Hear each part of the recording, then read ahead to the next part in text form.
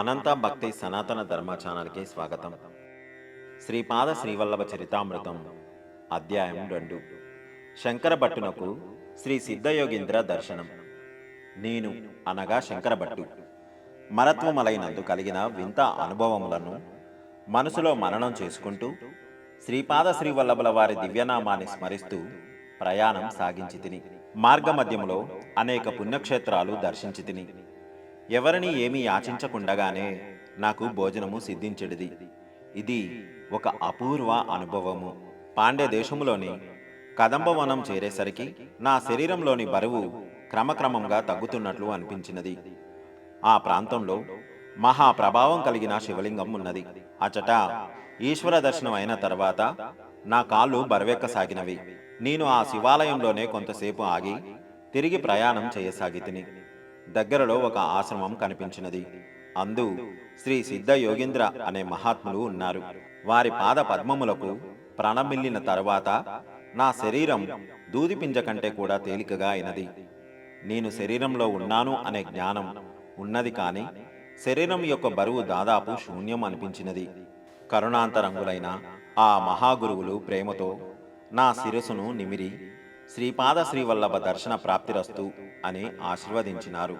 ఆ యోగివరెన్యులు ఈ విధంగా సెలవిచ్చినారు. నాయన శంకరభట్టు, నీవు దర్శించిన ఆ శివలింగము మహామహిమాన్వితమైనది. పూర్వం దేవేంద్రుడు అనేక మంది రాక్షసులను జయించినాడు. కాని ఒక రాక్షసుడు తప్పించుకొని పారిపోయి తపస్సు చేయసాగినాడు. అయితే తపస్సులో ఉన్న ఆ రాక్షసుని ఇంద్రుడు నిర్దాక్షిణంగా చంపివేసినాడు. తపస్సులో ఉన్న వాని హత్యాపాతకము వలన దేవేంద్రుడు కళావిహీనమైపోయాడు. తన పాప ప్రక్షాళన కోసం ఇంద్రుడు అనేక పుణ్యస్థలముల సందర్శనం చేసినాడు. పాండ్యదేశంలోని ఈ కదంబవనమునందలి శివలింగము మహాశక్తివంతమగుట వలన ఇంద్రుడు కదంబవనం చేరుసరికి అతనిలో నివసిస్తున్న పాపాల సమూహము అకస్మాత్తుగా తొలగిపోవడం వానికి ఆశ్చర్యాన్ని కలగజేసినది. ఈ క్షేత్రంలో ఏదో గొప్పదనమున్నదని నలుమూలలా పరిశీలించగా ఇంద్రునికి ఒక శివలింగము కనిపించినది. ఇంద్రుడు భక్తితో ఆ లింగాన్ని అర్చించి ఆ స్వయంభు శివలింగానికి ఆలయం నిర్మించాడు. ఆ విధముగా అది దేవేంద్ర ప్రతిష్ఠితమైన శివలింగము. ఆ శివలింగము సమస్త పాపహారం, సర్వమంగళప్రదం. విశేష పుణ్యవంతులైన వారికి మాత్రమే ఆ శివలింగ దర్శనం సాధ్యం. అయితే శ్రీ దత్తప్రభువుల భక్తులకు అయాచితముగా అప్రయత్నముగా పుణ్యపురుషుల సంగమము, పుణ్యస్థల సందర్శనము కలుగుచుండును. నేను తిరిగి శ్రీ సిద్ధయోగీంద్రుల పాదపద్మములకు ప్రణమిల్లితిని. శ్రీ సిద్ధయోగీంద్రులు నన్ను తిరిగి శివలింగ దర్శనమునకు పొమ్మనిరి. నేను తిరిగి ఆ ప్రదేశమునకు వెళ్ళేసరికి అక్కడ బహుసుందరమైన శివాలయం ఉన్నది. కానీ అది నేను గతంలో దర్శించిన ఆలయము కానే కాదు. నేను అక్కడ విచారించగా అది శ్రీ మీనాక్షి సుందరేశ్వరుల ఆలయమని, నేను ఉన్నది మధురానగరమని తెలిసినది. నేను దేవతామూర్తుల దర్శనం చేసుకొని శ్రీ సిద్ధయోగీంద్రుల ఆశ్రమం వద్దకని వెళ్ళితిని. ఆ ప్రాంతమంతయును జన సమూహములతో నిండియున్న పట్టణ ప్రాంతముగా కనిపించినది. ఎంత వెదికినను శ్రీ యోగీంద్రుల ఆశ్రమం కనిపించలేదు. నేను శ్రీపాద శ్రీవల్లభుల దివ్య నామస్మరణ చేయుచు నాకు తోచిన దిక్కుగా పోసాగితిని. సూర్యాస్తమయి చీకటి పడుచుండెను. నా వెనక నుండి కాంతి ప్రసారం ఒకటి వచ్చుచుండుట గమనించితిని. నేను వెనుకకు తిరిగి చూచినప్పటికీ 3 తలలు కలిగిన పెద్ద సర్పమొకటి నా వెంట వచ్చుచుండెను. 3 తలలకును 3 మనులున్నవి. ఆ మనుల నుండి కాంతి ప్రసారము జరుగుచుండెను. నేను భయల్విహలుడనైతిని. నేను ఆగిన ఎడల ఆ దివ్య సర్పము కూడా ఆగుచుండెను. నా గుండెల లోతు నుండి అప్రయత్నముగా శ్రీపాదుల వారి దివ్యనామము వచ్చుచుండెను. అట్లే అప్రయత్నముగానే నా నోటి నుండి శ్రీపాదుల వారి దివ్యనామము ఉచ్చరింపబడుచుండెను. నేను ఎట్టకేలకు శ్రీ సిద్ధయోగీంద్రుల ఆశ్రమము చేరితిని. వెంటనే ఆ దివ్య సర్పమును ఆ కాంతియును కూడా అదృశ్యమైనవి. శ్రీ సిద్ధయోగీంద్రులు నన్ను అత్యంత కరుణతో ఆదరించిరి. వేయించిన వేడివేడి శనగలను అరటి ఆకులో నాకు ప్రసాదంగా ఇచ్చిరి. నేను కడుపారా భుజించితిని. నేను భోజనము చేయుచున్నను గుండెదడ తగ్గలేదు. శ్రీ సిద్ధయోగీంద్రులు ప్రేమతో నా కుడి రొమ్మును నిమిరిరి, తదుపరి ఎడమ రొమ్మును నిమిరిరి.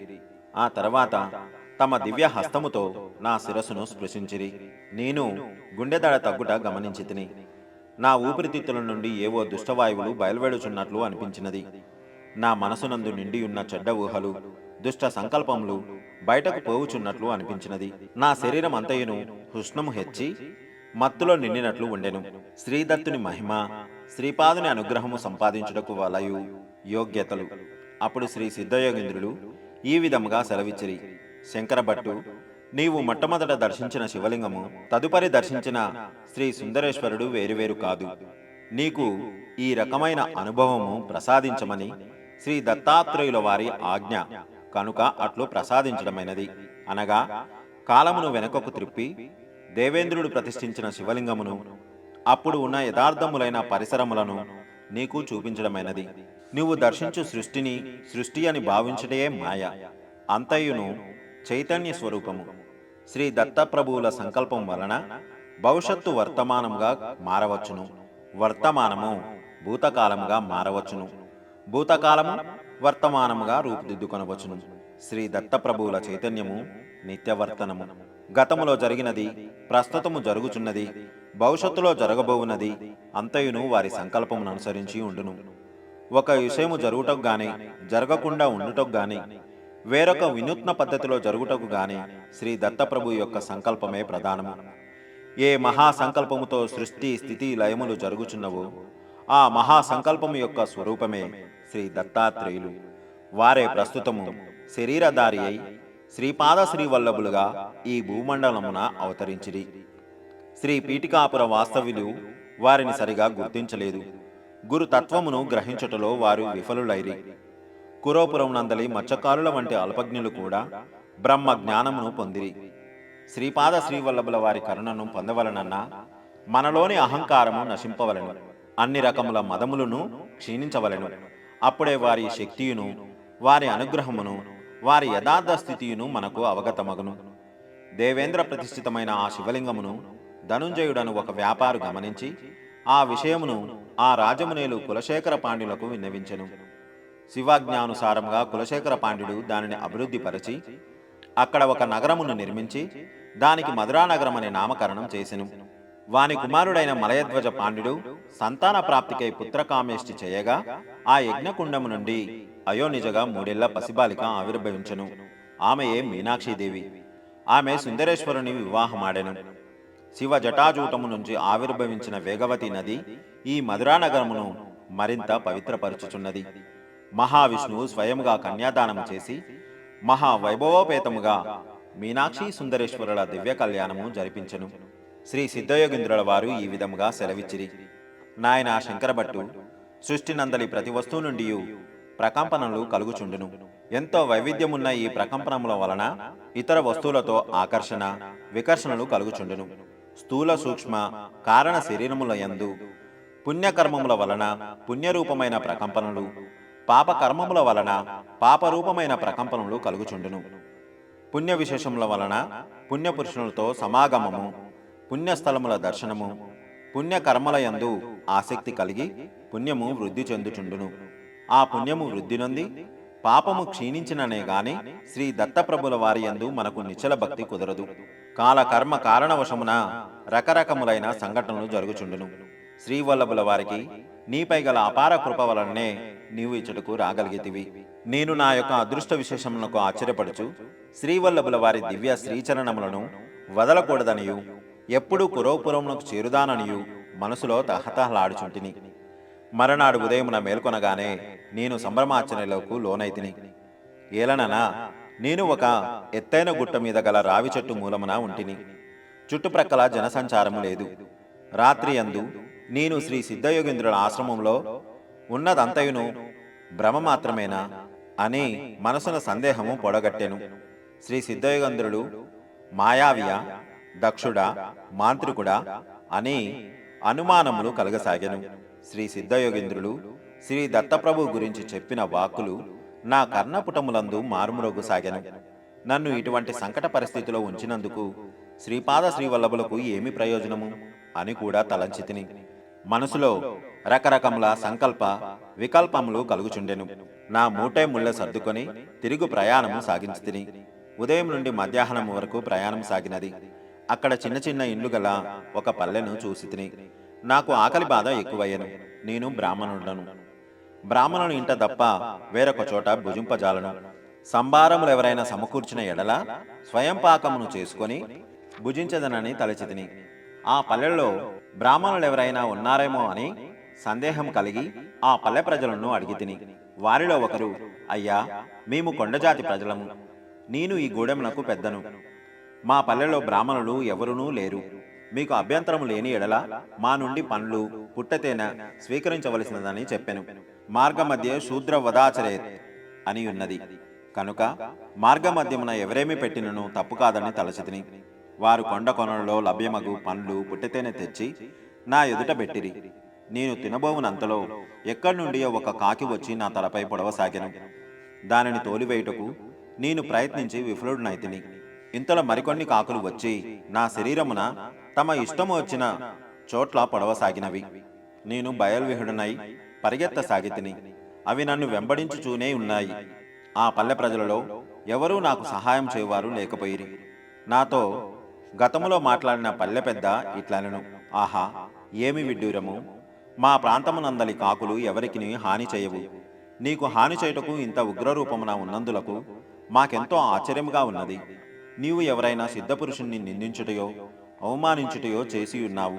వారి శాప ఫలితముగా ఇటువంటి శిక్షను పొందుచున్నావు. మేము అడ్డుకున్న ఎడల మేమును ఋషీశ్వరుల ఆగ్రహమునకు గురి కావలసి వచ్చును. అందుచేత దైవలీలల ఘటనాక్రమమును మార్చుటకు మేము ప్రయత్నించము, అన్యదా భావించవలదు అని మిన్నకుండెను. నాకు సమకూర్చబడిన పండ్లను పుట్టెతెనను నేను స్వీకరించలేకపోయితిని. నా శరీరమంతయును రక్తసిక్తమయ్యను. నేను పరుగు పెట్టుచున్నను. కాకులు నన్ను వెంటాడి మరీ హింసించినవి. నా దుర్దశకు ఎంతగానో చింతించితిని. నేను శ్రీ సిద్ధయోగేంద్రులను శంకించినందులకు వారు నన్ను శపించారా? మరి నాకు శ్రీపాద శ్రీవల్లభుల దర్శన ప్రాప్తి కలుగునని వారు ఆశీర్వదించితిరి కదా. గత జన్మములోని పాపములన్నీను క్షీణించినా గాని నాకు శ్రీ దత్తప్రభు యొక్క దర్శనము కాదేమో.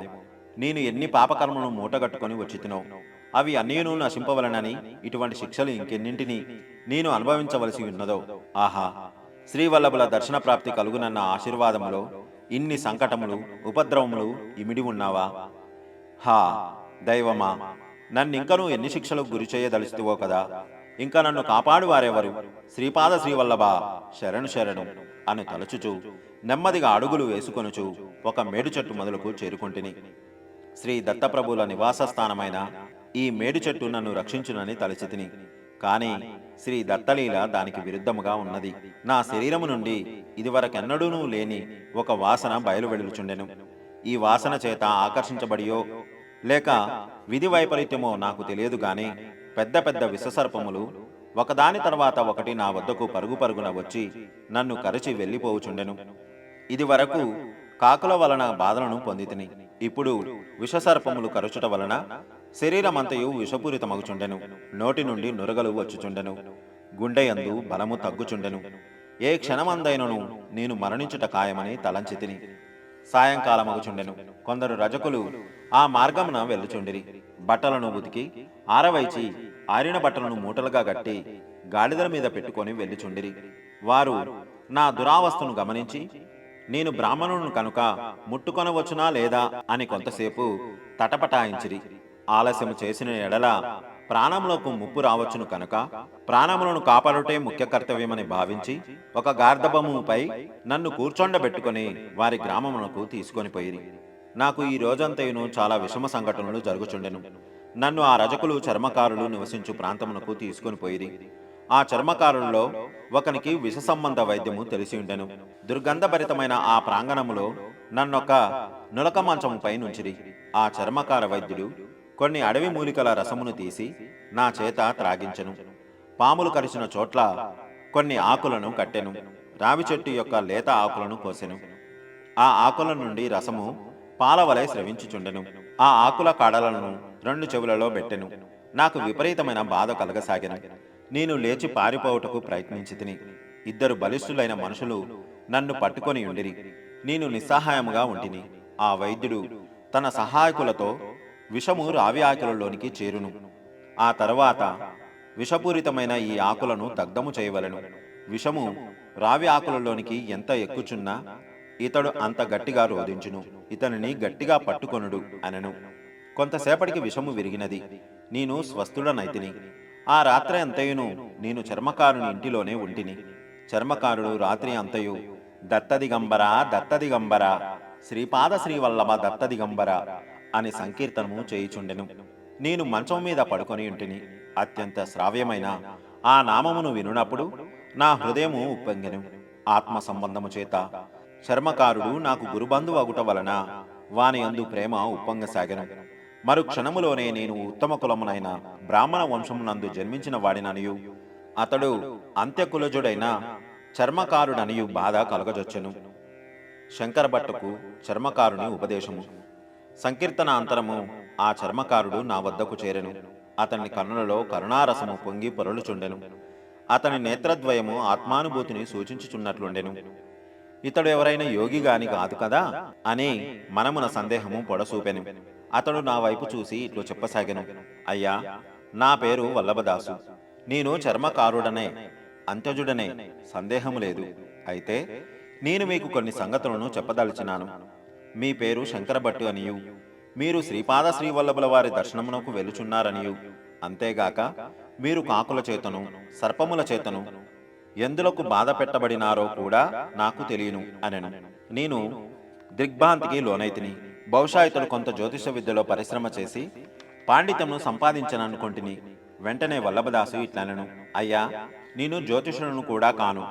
శ్రీ పీఠికాపురము పాండిత్య ప్రకర్షగలిగిన వారికి పుట్టినిల్లు. సాక్షాత్తు సాంగ వేదాంత సామ్రాటు అని పేరు పొందిన పండిత మల్లాది బాపనావధానుడు గారు నివసించిన పుణ్యభూమి. వేదములు ఏ పరతత్వమును గురించి వర్ణించినప్పుడు నేతి నేతి అని అలసిపోయినవో ఆ పరతత్వమే శ్రీపాద శ్రీవల్లభులుగా జన్మించిన పుణ్యభూమి. శుష్క వేదాంతము, అర్థములేని తర్క వితర్కములు శ్రీపాద శ్రీవల్లభుల అనుగ్రహమును పొందింపజాలవు. శ్రీవల్లభుల కరుణ పొందుటకు పాండిత్య ప్రకర్షల ఆవశ్యకతయే లేదు. పైగా పాండిత్య జనిత అహంకారము వలన మనము వారి నుండి ఎంతో దూరముగా విసిరివేయబడదుము. నిన్ను పొడిచిన కాకులు గత జన్మములో పీఠికాపురంలో నివసించిన మహామహా పండితులు. వారు శ్రీవల్లభుల దివ్యతత్వమును గుర్తించలేక, వారిని దత్తప్రభువుగా గమనించలేక జీవితం అంతయును వ్యర్థము గావించుకొనిరి. వారు వేదమును తలకిందగా వప్పజెప్పగలరు, కాని ఫలితమేమి? క్రమము, ఘట, జట, స్వాధ్యాయాలు అను మాటలను పలుకుచు వారు తమ అహంకారమును ప్రదర్శించుకొనిరి. వారు చనిపోయిన తర్వాత స్వర్గలోకమునకు పోయిరి. ఇంద్రుడు వారిని ఎంతగానో కొనియాడెను. ఆహా, మీరు క్రమాంతలు, మీరు గణాపాటి, మీరు జటి, ఓహో మీరు తర్క ప్రవీణులు, ఎంతటి భాగ్యము! ఎన్ని వందల ఎన్ని వేల మార్లు వేదమును వెల్లివేసియుండిరి. ఎంత పుణ్యము, ఎంత పుణ్యము! ఆ పుణ్య విశేషము చేతనే మీరు ఇంద్రలోకమునకు రాగలిగితిరి అని పొగడతలతో ముంచెత్తను. ఇంద్రలోకమందలి సమస్తములైన వారలు వారిని ఎంతగానో పొగిడిరి. అయితే వారు ఆకలిచే నకనకలాడిరి. స్వర్గమున అమృతము లభించును, దాని వలన ఆకలి దప్పులుండవు అని వారు వినియుండిరి. వారి బాధను ఎవరూ పట్టించుకొనపోవుటచే వారు దేవేంద్రుడినే స్వయముగా అడిగిరి. దానికి ఇంద్రుడు ఇట్లు సమాధానము చెప్పెను. వేదము ప్రభువు యొక్క ఉచ్ఛ్వాస నిశ్వాస రూపము. ప్రభువు అనంతుడు, మరణరహితుడు. అందుచేత వేదములు కూడా అనంతములైనవి. సర్వధర్ములకును మూలము వేదములే. వేద పఠనం వలన మీరు ప్రభువును స్తుతించినట్లే దానికి ప్రతిఫలముగా దేవతలమైన మేము కూడా మిమ్మల్ని ఎంతగానో స్తుతించుచున్నాము. లేని ఎడల నా నుండి మీరు స్తుతింపబడుట సాధ్యమా? ఎవరికైనా భోజనము కావాలనన్నా వారు ఇతరులకు భోజనం పెట్టి ఉండవలెను. ఎవరైనా ఒక గింజను దానము చేసిన ఎడల దేవతలమైన మేము దానిని 1000 గింజలుగా చేసి ప్రతిఫలముగా వారికి ఇవ్వగలవారము. అసలు మీరు దానమే చేయనప్పుడు మేమేమి చేయగలము? మీరు వేదోచ్చారణ చేసినందువలన అనంత ఫలము మీకు కలిగినది. కావున మీరు ఇంద్రలోకమునున్నంత వరకును స్వేచ్ఛగా ఉండవచ్చును. తదుపరి మరొక లోకమునకు పోవచ్చును. ఈ రకముగా మీరు అనంతకాలము స్వేచ్ఛగా ఉండవచ్చును. ఇంద్రుని వచనములు విన్న వారు సంకట స్థితికి లోనైరి. ఆకలి దప్పికలతో నిరాహారముగా అనంతకాలము జీవించుయునుట దుర్భరమైన శిక్షయేనని వారికి తోచినది. ఇంద్రుడు మరలా ఇట్లు పలికెను. మీరు పవిత్రమైన పాదగయ క్షేత్రమునందు నివసించియు పితృదేవతలకు పిండోదకములు ఇచ్చినప్పుడును ఆబ్దికములు పెట్టినప్పుడును శ్రద్ధారహితముగా చేసిరి. మీరు ఎల్లప్పుడూ శ్రాద్ధాకర్మలకు ఎంత ధనము ఖర్చైనది, ఎంతటి రుచికరములైన ఆహార పదార్థములను భుజించుచుంటిమి అను ధ్యాసలోనే ఉంటిరే గాని శ్రాద్ధాకర్మలను చేయినప్పుడు కావలసిన శ్రద్ధాభక్తులతో లేరు. దానితో పితృదేవతలకు ఉత్తమగతులు ప్రాప్తించలేదు. మీ వారసులు కూడా ఇదే విధంగా చేయుచుంటిరి. మా తల్లిదండ్రులు దీర్ఘకాలము జీవించిరి.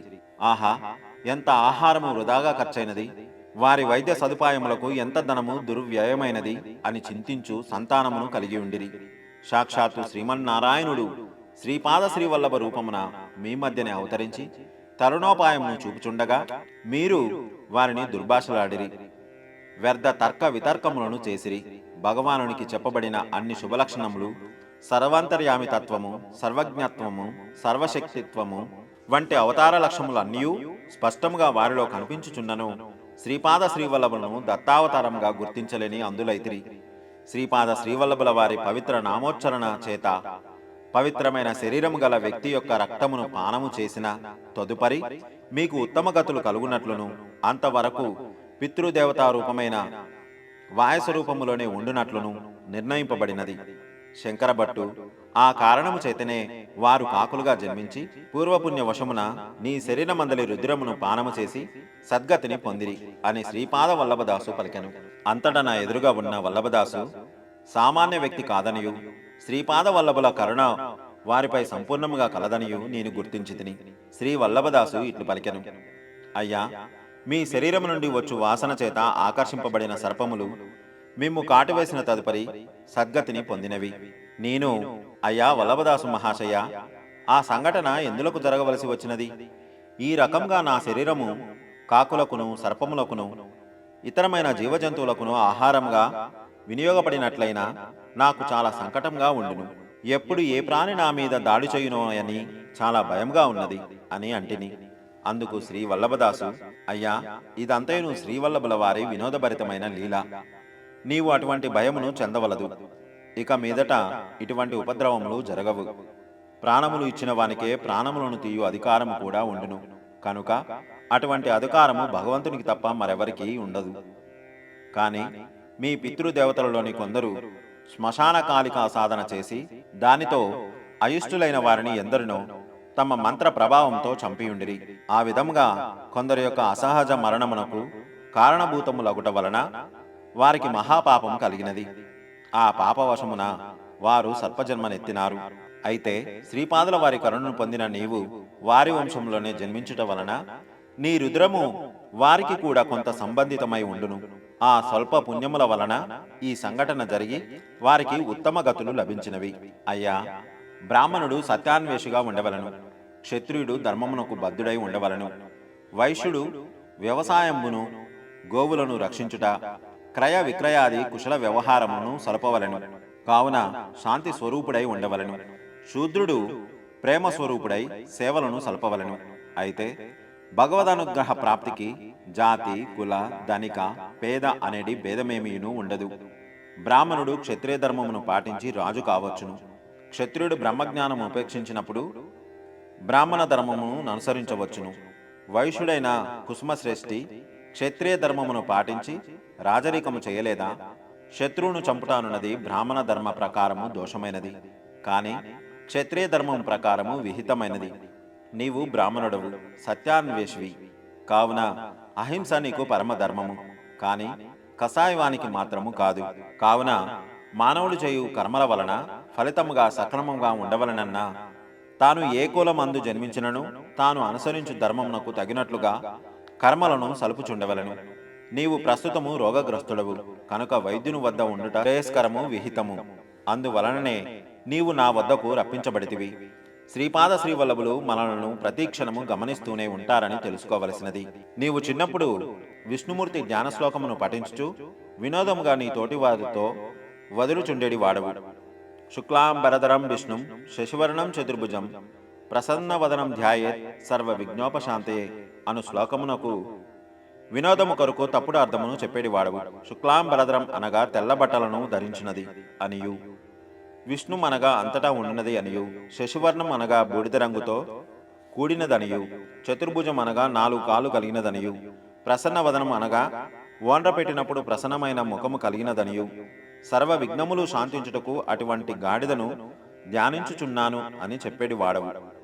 అయ్యా శంకరభట్టు, శ్రీ దత్తప్రభువు బహు చమత్కారి. నీవు వినోదము కొరకు చేసిన తప్పుడు పనులను కూడా ప్రభువు తన సన్నిధానములో సరిదిద్దును. రజకులు నిన్ను తమ గాడిద మీద నా వద్దకు తీసుకొని వచ్చిరి. అప్పుడు నీవు దుమ్ము ధూళితో బూడిద రంగులోనే ఉంటివి. నడవలేక నడవలేక ఒక్కొక్క పర్యాయము 2 చేతులను నేలకు ఆంచి నడిచి వచ్చితివి. ఆ విధముగా నీవు సర్పముల బారి పడకుండా ఉండగలనని భావించి చతుర్భుజుడవై ఆయాసపడుచు మేడు చెట్టు వద్దకు వచ్చినను గండమును తప్పించుకొనలేకపోతివి.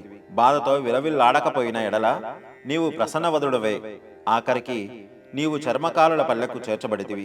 నిన్ను ఈ రకమైన దురవస్థల పాలు చేయుటలో శ్రీపాద వల్లభుల వినోదముతో పాటు నీకు గుణపాఠమును నేర్పి నీచ జన్మల నుండి వారికి విముక్తి కలిగించబడినది. నీవు వినోదముగా తోటి బాలరులకు విష్ణు ధ్యాన శ్లోకమును చెప్పుచుండెడి వాడవు. అందులకే ఆఖరికి అంత్యజుడనైనా నా చేత ఉపదేశమును వినేడి పరిస్థితికి వచ్చితివి. ఇప్పుడు నీవు ఇచ్చటనున్నావు. రేపు నీవు నీ సాటి కులస్థుల ఇంట ఉండవచ్చును. ఇప్పుడు జరిగిన ఈ సంఘటనను వారికి పొరపాటున చెప్పినను వారు నిన్ను తమ కులముల నుండి వెలివేయుదురు. శ్రీ వల్లభదాసుని హితబోధతో నాలోని బ్రాహ్మణ అహంకారం తగ్గినది. వల్లభదాసు అంతజుడన్న భావం పోయి అతడు కూడా నా రక్త సంబంధీకుడే అన్నంత సోదర ప్రేమ వానిపై నాకు కలిగినది. వల్లభదాసు ఆతిథ్యమును స్వీకరించి 2-3 రోజులు గడిచిన తర్వాత నేను ఆ ఊరి నుండి బయలుదేరితిని. శ్రీవల్లభుల అనుగ్రహ విశేషమును ఏమని వర్ణించగలను? నేను చిదంబరం చేరుటకు ముందు విచిత్రపురం అను పట్టణంలో విచిత్ర పరిస్థితుల్లో ఇరుక్కొని విచిత్రముగా బయటపడితిని. నేను విచిత్రపురం అను గ్రామం నుండి కాలినడకన పోవుచుండగా వినయ విధేయతలతో కూడిన రాజభటులు నన్ను సమీపించి, అయ్యా, మీరు వైష్ణవులా శైవులా అని ప్రశ్నించరి. మేము శివకేశవ భేదమును పాటించని స్మార్తులమనియు ఆయనను కాస్త శైవం వైపు మొగ్గు చూపెడవారమనియు ఆదిశంకరుల దక్షిణాంన్యాయి పీఠమైన శృంగేరి అందలి శంకరాచార్యుల వారు మాకు గురువులగుదురనియు నేను చెప్పితిని. మీరు దయవుంచి మా రాజుగారి వద్దకు రావలసినదని వారు కోరిరి. నేను వారిని అనుసరించి రాజదర్శనములకు పోయితిని. దారి మధ్యలో సంభాషణ వశమున నాకు కొన్ని విచిత్ర విషయములు తెలిసినవి. ఆ రోజు బ్రాహ్మణులెవరైనా కనిపించిన ఎడల వారిని తన వద్దకు రమ్మని ఆహ్వానించి అంతకు ఇంత అయితే ఇంతకు ఎంత అనే ప్రశ్నను అడుగుచుండిరి. దానికి సంతృప్తికరముగా ఎవరునూ సమాధానము చెప్పువారు లేకపోయిరి. ఆ రాజునకు పుత్ర సంతానము కలగవలనని కొన్ని సంవత్సరములకు పూర్వము యజ్ఞము చేయించిరి. అదృష్టవశమున వానికి పుత్ర సంతానము కలిగినది. అయితే ఆనాటి నుండి బ్రాహ్మణులకు విచిత్రమైన కష్టములు ఎదురైనవి. దురదృష్టవశమున రాజునకు జన్మించిన కుమారుడు మూగవాడయ్యను. బ్రాహ్మణుడు లోపభూయిష్టమైన యజ్ఞమును చేయుట వలనే తన కుమారుడు మూగవాడయ్యనని రాజు అభిప్రాయపడెను. అందుచే ఆ రాజు శైవులైన బ్రాహ్మణులను నున్నగా గుండు గొరిగించి వైష్ణవనామములను ముఖమున పెట్టించి గాడిదపై ఊరేగించెను. వైష్ణవులైన బ్రాహ్మణులను నున్నగా గుండు గొరిగించి విభూతి రేకులు పెట్టించి గాడిదపై ఊరేగించును. ఈ పరిస్థితి శైవులకును వైష్ణవులకును కూడా సంకటప్రాయమాయెను. రాజు ఉన్నట్లుండి వింతగా ప్రవర్తింపసాగెను. బ్రాహ్మణులను పిలిచి తోటకూర దానము చేయసాగెను. సాగుభూమిలో అధిక విస్తీర్ణములో తోటకూర పండించినట్లు ఆజ్ఞాపించెను. సుంకములో భాగము తోటకూర రూపములో వసూలు చేయబడుచుండెను. బండ్ల కొలది తోటకూర కోటలో జమ చేయబడుచుండెను. బ్రాహ్మణులకు తినలేనంత తోటకూర దానము చేయుచుండెను. అన్నము వండుకొని తినటయు తక్కిన వంటకములను భుజించుటయు బ్రాహ్మణులకు నిషేధింపబడెను. తోటకూరను వండుకొని తినిన తర్వాత వారికి ఎప్పుడు అల్పాహారము కావలసినను పచ్చి తోటకూరనో వండిన తోటకూరనో తినవలసి వచ్చేది. బ్రాహ్మణులు మాత్రం ఏమి చేయగలరు? తర్కములో పండితులమనియు వేదాంతములో పండితులమనియు పురాణేతిహాసములలో పండితులమనియు విర్రవీగడి బ్రాహ్మణులు అందరూ కూడా తమ అహంకారమును విడిచి మౌనముగా తమ దురవస్థను బాపుమని దైవమును దీనముగా ప్రార్థించుచుండిరి. బ్రాహ్మణులందరిలోనూ ఒక దత్తభక్తుడు దత్తోపాసకుడు ఉండెను. శ్రీ దత్తాత్రేయుడు స్మరణ మాత్రమున ప్రసన్నుడగుననియు తమ దురావస్థను శ్రీ ప్రభువే బాపగలననియు అతడు చెప్పెను. అందుచేత బ్రాహ్మణులందరూ మండల దీక్షను పూని శ్రీ దత్తాత్రేయుల వారిని ఆరాధించసాగిరి. తన కుమారుడు మూగవాడవుట వలన మూగ భాషను ప్రోత్సహించవలనని ఆ రాజు తలచెను. తన రాజగురువును చూసి మూగ భాషపై గ్రంథమును వ్రాయమని ఆదేశించెను. ఆ రాజగురువు గతములో చాలా గర్విష్ఠుగా ఉండెను. ప్రస్తుతం అతడు దయనీయమైన పరిస్థితిలో ఉండి మూగ భాషపై విస్తృత పరిశోధనలు చేయసాగెను. నన్ను రాజ సముఖమున నిలబెట్టిరి. నాకు ముచ్చెమటలు పోయిచుండెను. శ్రీపాద వల్లభులు నన్ను ఎంతటి పరీక్ష చేయుచుంటిరి అని తలంచితిని. శ్రీపాదుల నామమును మనసులో అవిశ్రాంతముగా జపించుకొనుచుంటిని. నాలో గతములో ఎన్నడూ లేని ధైర్యము కలగసాగెను. రాజు అందరినీ ప్రశ్నించినట్లే నన్ను కూడా అంతకు ఇంత అయినా ఇంతకు ఎంత అగును అని ప్రశ్నించను. ఇంతకు ఇంతే అని గంభీరంగా బదిలిచ్చి తిని రాజు విభ్రాంతుడై ఈ విధంగా వచించెను. మహాత్మా, మీరు చాలా గొప్పవారు. మీ దర్శన భాగ్యం వలన నేను ధన్యుడనైతిని. నాకు ఈ మధ్యనే పూర్వజన్మ జ్ఞానము మేల్కొనినది. నేను గత జన్మలో బహు బీదవాడునైన బ్రాహ్మణుడను. నా ఇంటిలో తోటకూరను పెంచుచుంటిని. అడిగిన వారికి లేదనకుండా తోటకూరను దానము చేసేడి వాడను.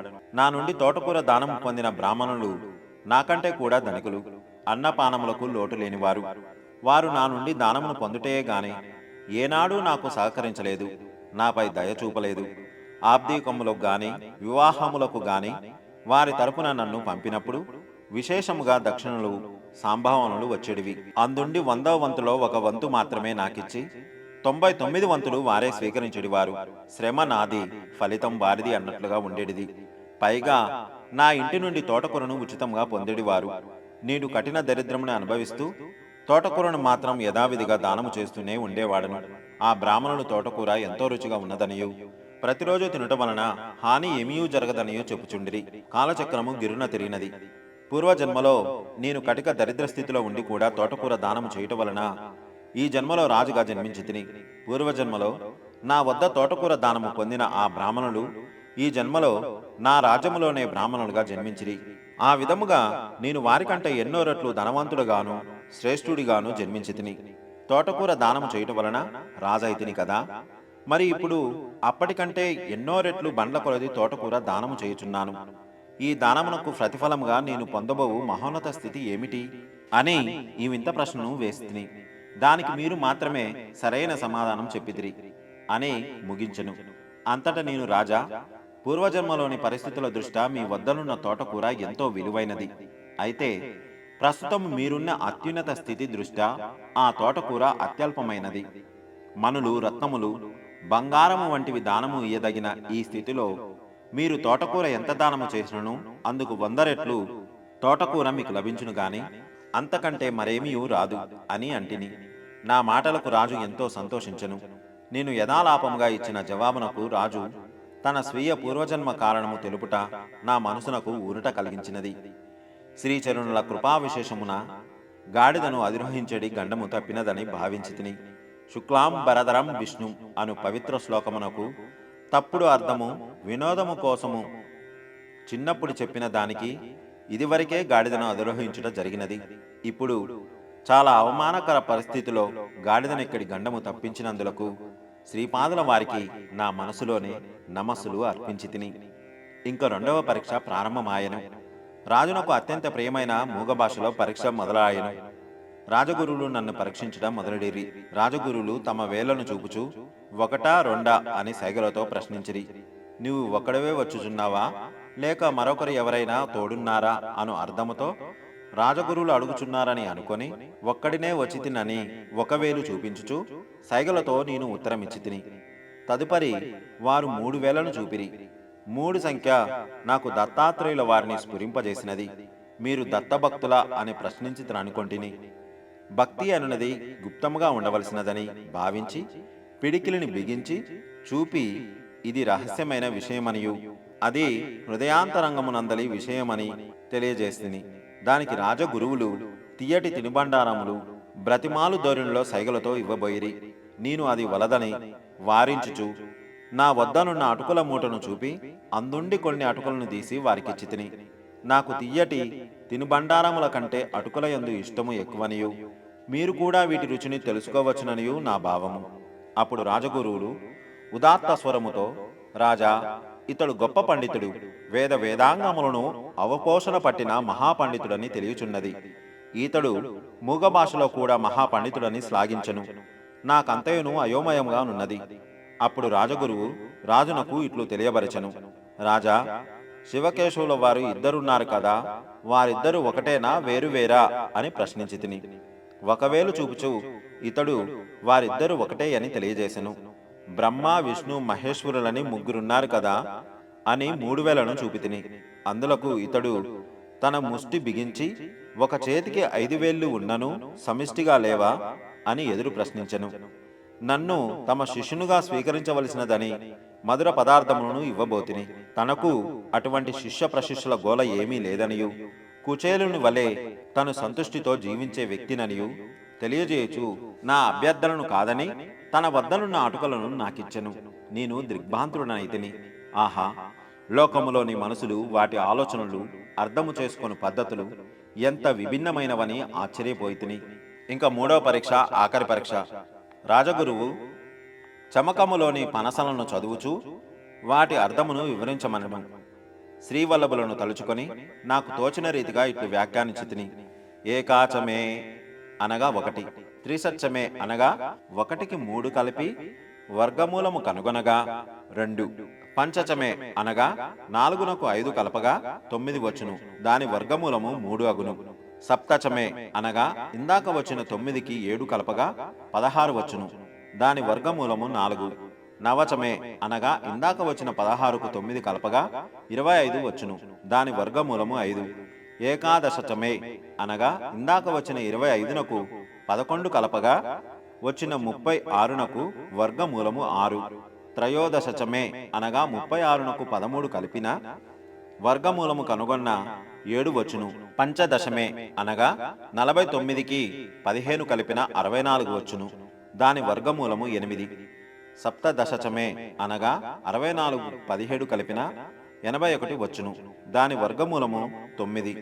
నవదశచమే అనగా 81కి 19 కలపగా 100 వచ్చును, దాని వర్గమూలము 10. ఏకవింగ్ శతిచ్చమే అనగా 100కు 21 కలపగా 121 వచ్చును, దాని వర్గమూలము 11. త్రయోవింగ్ శతిచ్చమే అనగా 121కి 23 కలపగా 144 వచ్చును, దాని వర్గమూలం 12. పంచవింగ్ శతిచ్చమే అనగా 144కి 25 కలపగా 169 వచ్చును, దాని వర్గమూలము 13. సప్తవింగ్ శతిచ్చమే అనగా 169కి 27 కలపగా 196 వచ్చును, దాని వర్గమూలము 14. నవవింగ్ శతిచ్చమే అనగా 196కి 29 కలపగా 225 వచ్చును, దాని వర్గమూలము 15. ఏకత్రీం శతిచ్చతు అనగా 225కి 31 కలపగా 256 వచ్చును, దాని వర్గమూలం 16. త్రయోవింగ్ శతిచ్చమే అనగా 256కి 33 కలపగా 289 వచ్చును, దాని వర్గమూలము 17. పంచవింగ్ శతిచ్చమే అనగా 289కి 35 కలపగా 324 వచ్చును, దాని వర్గమూలము 18. సప్తత్రింగ్ శతిచ్చమే అనగా 324కి 37 కలపగా 361 వచ్చును, దానికి వర్గమూలము 19. నవవింగ్ శతిచ్చమే అనగా 361కి 39 కలపగా 400 వచ్చును, దాని వర్గమూలము 20. అయితే నా వ్యాఖ్యానము సభలోని పండితులను ఎంతగానో అలరించినది. నా వ్యాఖ్యానము నాకే ఆశ్చర్యముగా తోచినది. మరల నేనిట్లు వచించితిని. ఇది అంతయును పరమాణువుల యొక్క రహస్యము. ఇది కానద మహర్షికి తెలియను. పరమాణుల సూక్ష్మకణముల సంఖ్యాభేదమును బట్టి వివిధ ధాతువులు ఏర్పడును. శ్రీపాద శ్రీవల్లభుల కృపా విశేషము వలన పై విధముగా నేను విచిత్రపురం నుండి విచిత్రముగా బయటపడితిని. శ్రీపాద శ్రీవల్లభులకు జయము జయము. సర్వం శ్రీపాద శ్రీవల్లభ చరణారవిందార్పణమస్తు. స్వస్తి. సర్వే జనా సుఖినో భవంతు. గోవులను సేవించండి, గోవులను రక్షించండి. ఇలాంటి మరిన్ని వీడియోల కోసం మా అనంత భక్తి సనాతన ధర్మ ఛానల్ని సబ్స్క్రైబ్ చేసుకోండి. నమస్కారం.